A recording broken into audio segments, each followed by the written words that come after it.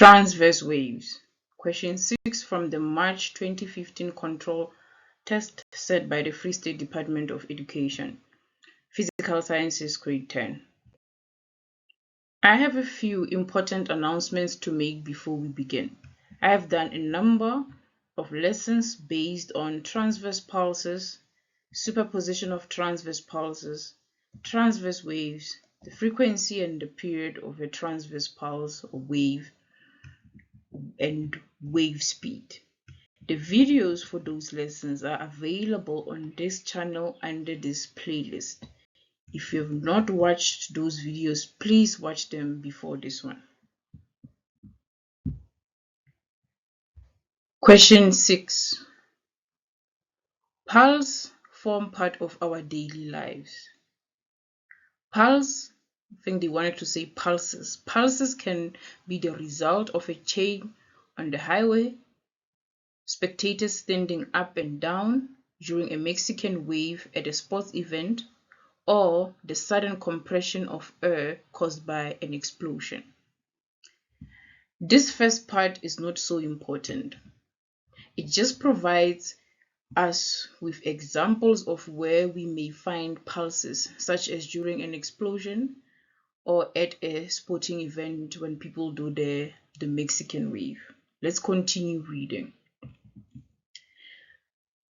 Two pulses, pulse P and Q, in a string approach each other at the same speed. Right? So we have two pulses like this. Pulse P and pulse Q. In the video on pulses, I said that a pulse is a single disturbance that travels through a medium. That is, typically the medium is at an equilibrium and then a pulse will just sweep through it, right? Just that single disturbance. The horizontal line represents the equilibrium. So that horizontal line represents the equilibrium.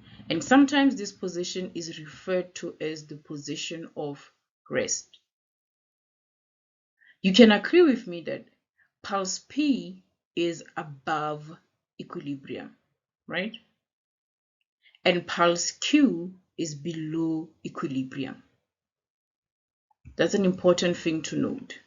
These two pulses are said to be approaching each other at the same speed. Pulse P is moving from left to right with a speed, let's say V. That is the speed. Don't know the value of it, so let's just assign it V. Right? Whereas pulse P is moving from right to left at the same speed V. They said they have the same speed. These two pulses are approaching each other. They are moving towards each other. Let's continue reading. Pulse P has an amplitude of 4 centimeters when it is at position X. Pulse Q has an amplitude of, they say, -6 centimeter when it is at position Z. We'll talk about that negative. I don't like it when an amplitude, the value for the amplitude is written negative, and I'll tell you why later on, right? Okay. So let's call the amplitude of pulse P capital letter A subscript P, AP, which is 4 centimeters. The amplitude of pulse Q is capital letter A subscript Q, or AQ, and it is 6 centimeters. So, like I mentioned, please just be aware that I'm reporting the value of both amplitudes as positive, 4 centimeters and 6 centimeters. Why do you think I'm doing that? Even though the question paper clearly states that it is -6 centimeters. To to answer that question, we need to remember our definition of amplitude, right?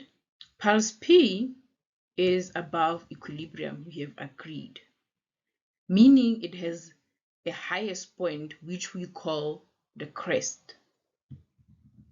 The amplitude of pulse P is simply the distance from equilibrium to the crest of pulse P. It is a distance, that's the most important thing, and the value for distance is always positive. Later in the year, you're going to do mechanics. Then you'll talk about vectors and scalars. I think this idea will become clearer there, right?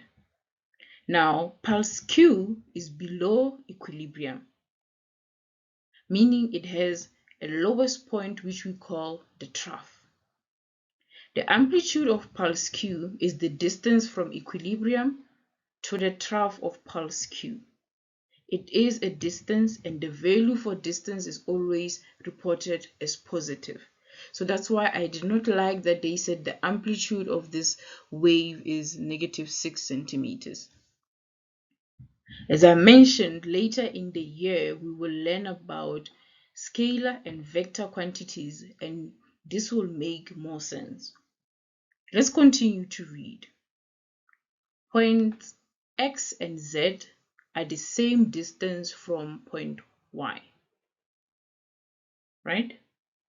Both pulses have a length of 8 centimeters. Pulse P and Q meet at the position Y, and you are told to assume that during this process no energy is lost. The pulse length is not something that I covered in the previous videos. Pulse length is a measurement of how long the pulse is. It is this distance over here, which is 8 centimeters for both pulse P and pulse Q. Question 6.1.1. Define a pulse. This is a recall question that only needs you to remember the definition for the pulse. If you've watched the last few videos, you should remember this definition from memory. If you do not know the definition, please go and watch those videos and potentially memorize the definition. A pulse is defined as a single disturbance that moves through a medium. That's all you need to write. This is a 2-mark question, and you will get your first mark for mentioning the keywords that are underlined. A single disturbance and the fact that it moves, or sometimes some people may say propagate, means the same thing, right? With definition questions, there are always keywords that you need to mention to get full marks. You do not need to write the definition verbatim, but the keywords are important to mention because they are the ones that get you your marks, right? Question 6.1.2. Name the phenomenon that occurs when two pulses meet at position Y. This is still a recall question where you just need to remember something that you've learned. We have two pulses, pulse P and pulse Q, that are moving towards each other, and at position Y, they will meet. What do you think will happen when they meet? When they meet, that is when they will occupy the same position at the same time, and they will undergo something called superposition. Now, there are two types or two forms of superposition which we've learned about, and those are constructive interference and destructive interference. Do you think in this case we have constructive interference or destructive interference? Think about it for a couple of seconds. Pulse P and Q will undergo destructive interference. This is a 2-mark question as well. You will get a mark for mentioning the keywords. So you need to mention that when these two pulses meet, something called superposition occurs, right? So I would answer this question by saying a phenomenon called superposition occurs where pulse P and Q will undergo destructive interference. So you see, you get the mark for mentioning superposition. You also get a mark for saying that they undergo destructive interference. Question 6.1.3.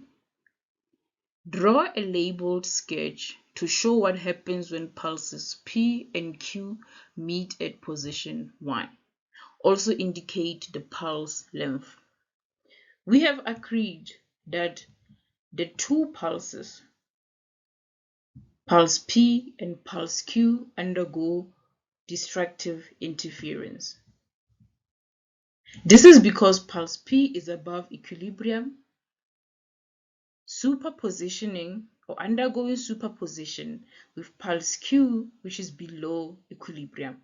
So if we have a trough or a crest and a trough, superpositioning, destructive interference occurs. The amplitude of pulse Q will completely cancel that of pulse P as it is larger. So 6 is greater than 4. We will be left with a pulse with a smaller amplitude than both pulse P and Q below equilibrium. The amplitude of pulse P will be completely cancelled out, meaning that there will be nothing above equilibrium. But for pulse Q, only 4 centimeters of its amplitude will be cancelled by pulse P, meaning only 2 centimeters of pulse Q will be left below equilibrium. You must also draw an arrow from equilibrium to the trough and write the value of the new amplitude. This is a 3-mark question. You will get a mark for the downward facing pulse, so it's below equilibrium, right? And then you will also get another mark for the arrow from equilibrium to the trough showing the amplitude. You'll also get another mark for writing the correct value of the amplitude. Question 6.1.4. Pulse P travels from position X to position Z, a distance of 6 centimeters in 1.5 seconds, and we are required to calculate the speed of pulse P. So pulse P travels that distance from X to Z, and they're saying that distance is 6 centimeters. And it takes a total of about 1.5 seconds to cover that distance. Calculating the pulse speed is also something that I didn't cover in the last few videos that I did, but we can use this equation over here where V equals to X divided by T. V is the speed of the pulse, it must be in meters per second. X is the distance the pulse travels, it must be in meters. And T is the time taken for that pulse to travel that distance, and it must be in seconds, right? Okay. So what is it that we are given? We are given 1, the distance, which is said to be 6 centimeters. We also are given the time it takes, which we said is 1.5 seconds. What is it that we are not given? We're not given the speed. This is the value we must calculate, but we know one thing. We must calculate it in meters per second. So to do that, what do you think we need to do? We need to first convert.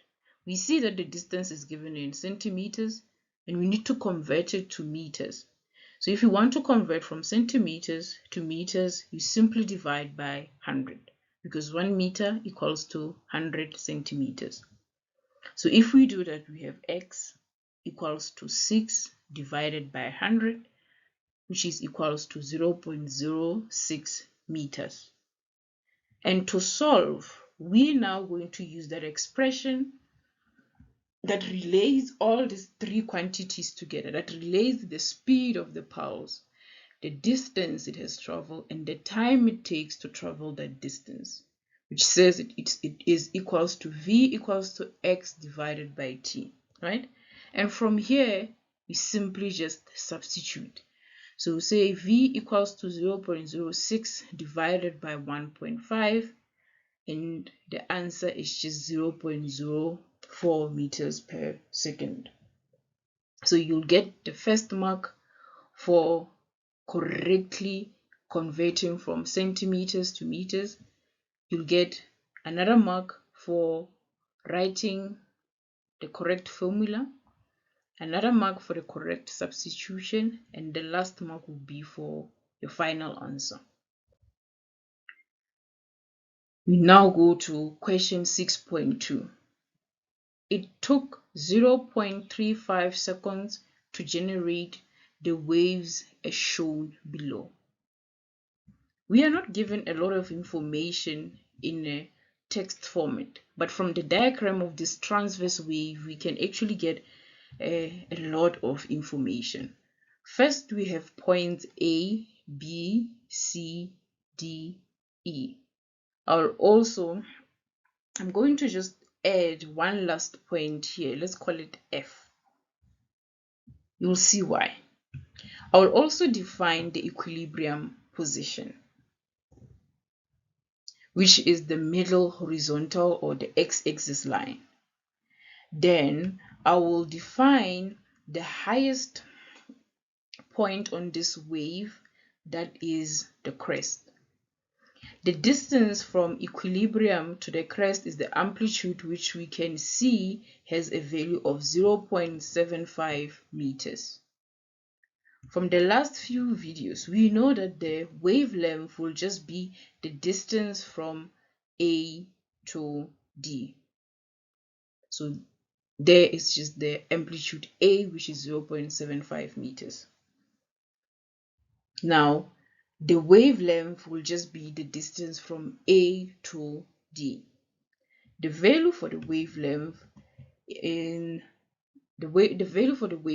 which is lambda, must be in meters, but we are not given that value. So we do not know what the distance from A to D, or from point A to point D is,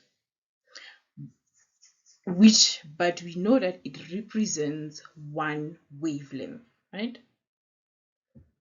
The distance we are given is the distance from we are given the distance from A to F, and that distance is equal to 1.2 meters.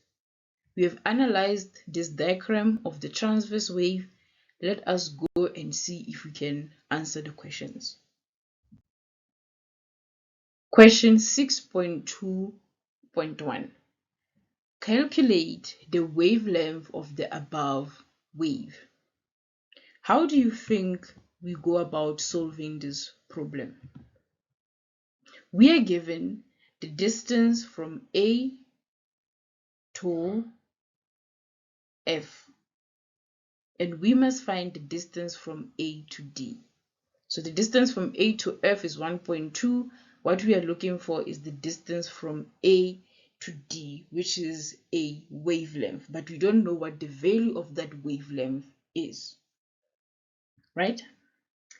So you can agree with me that if the distance from A to D is one wavelength, is a full wavelength, a complete wavelength, right?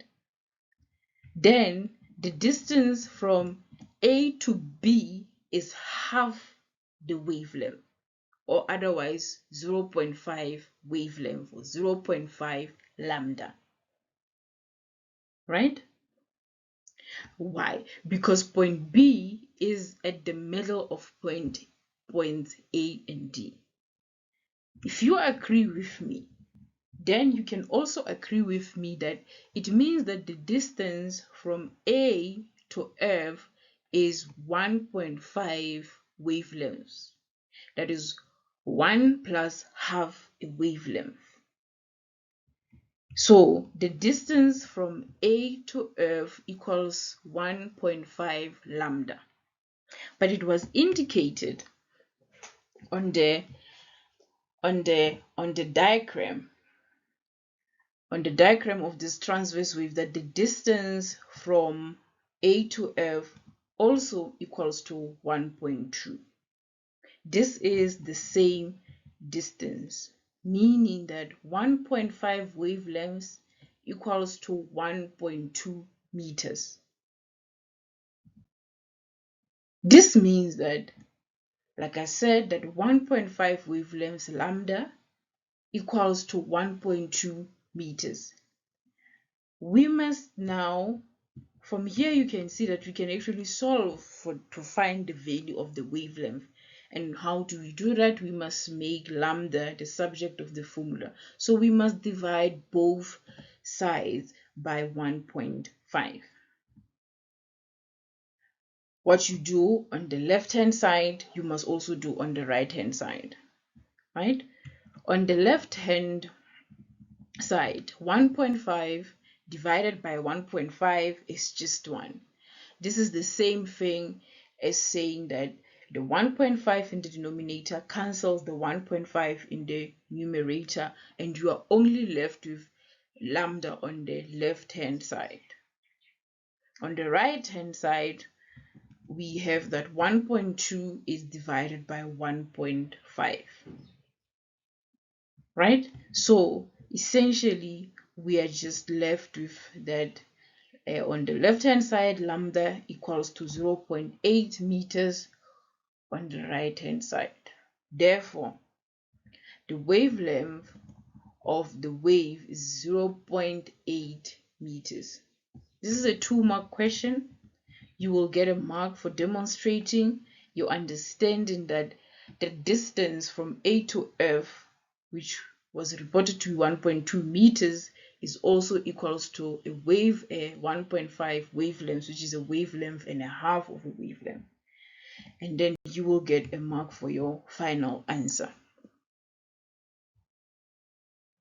Question 6.2.2. Calculate the frequency of the above wave. To calculate the frequency, we use the following expression. F equals to 1 divided by t, where F is the frequency and t is the period. We're not given the period, but we know that the time it took to generate the entire wave is 0.375 seconds. The period is just the time it takes for one wavelength to pass by a fixed point in seconds. We know that it takes 0.375 seconds to generate 1.5 wavelengths. The whole wave is composed of 1.5 wavelength, as we have previously demonstrated. This means that 0.375, or let's say that the t total equals to 1.5 lambda, meaning that 0.375 seconds equals to 1.5 lambda. And this is going to be your first mark out of the 3, demonstrating your understanding of this, that the whole wave, which is just 1.5 wavelength, and to generate that it takes about 0.75 seconds. If it takes 0.375 seconds to generate 1.5 wavelengths, and we can simply call this equation 1. How long does it take to generate one wavelength? This means that we must solve for x. We know that the time it takes for one wavelength is just the period capital letter T. Therefore, and we can just call this equation 2. Therefore, we can just substitute x with capital letter T, where we now have 1 times lambda is just lambda, and as I've mentioned, we call this equation 2. We can now substitute equation 2 into equation 1 by replacing lambda with t, because remember t equals to lambda according to equation 2. This means we now have 0.375 seconds equals to 1.5, and in the place of lambda we have substituted t in brackets, because from equation 2 t equals to lambda. Now we have to solve for t, meaning we have to just make t the subject of the formula, and we do that by dividing both sides by 1.5. What you do on the right hand side, you must also do on the left hand side. Therefore, we have 0.375 divided by 1.5, which is equal to 1.5 divided by 1.5 t divided by 1.5. And we know 1.5 divided by 1.5 is just 1. The same thing as just saying 1.5 cancels the 1.5 in the denominator, cancels the 1.5 in the numerator. And at the end, you are left with the fact that the period t equals to 0.25 seconds. Therefore, the period of this wave equals to 0.25 seconds. But we are not done with the question. The question wanted us to solve for the frequency. So if the period t equals to 0.25 seconds, and we know that the period t, we know that there's an expression that relates the period t and the frequency, which is f equals to 1 divided by t. The frequency then is just 1 divided by 0.25, which is equals to 4 hertz. The last marks will be for knowing the formula, and then for the final answer. I know I did this in a very long way, but that was intentional. If you understand, you don't need to include all the middle steps. But for somebody who's not quite sure how do we jump from this to this, hence I made the explanation slightly more extensive so that you know where things come from. It's very uncomfortable if you're looking at the memo, you see the answer, but you're not sure, because sometimes the memo does skip a number of steps, especially the steps that involves mathematics. So this was a very interesting question to solve, and let me know in the comments if you've solved it differently. I would like to know how you guys would go about solving this type of problem. And if I've made any mistakes, please let me know so that I can quickly resolve them. Remember, mistakes are an essential part of learning. If you're not making mistakes, then you're not challenging yourself hard enough. We have learned about transverse waves in this video, and the last 5 videos on this playlist also heavily focused on transverse waves. Now it is time to move our attention to what we call longitudinal waves. Hence, the next couple of videos will do just that. Thank you very much.